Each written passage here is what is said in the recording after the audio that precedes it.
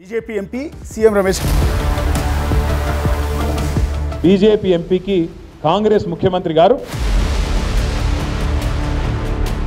నువ్వు నీ కుటుంబము ఢిల్లీలో పోయి లిక్కర్ వ్యాపారం చేసుకో 6 లక్షల కోట్ల రూపాయల కాంట్రాక్టులన్నీ ఎవరికి ఇచ్చావు?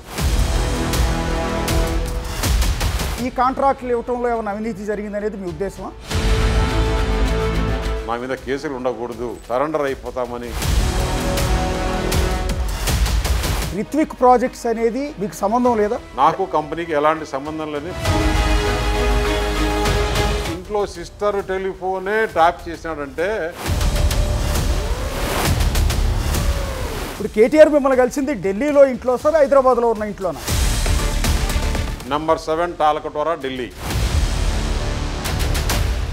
కవిత అని చెప్పింది కదా, మీరు మెడ్ చేసేదానికి ఒప్పుకున్నారు, నేను ఇష్టపడలేదు. ఒక కమ్మ సామాజిక వర్గాన్ని ఉద్దేశించి కేటీఆర్ తీవ్రమైన వ్యాఖ్యలు చేశారు.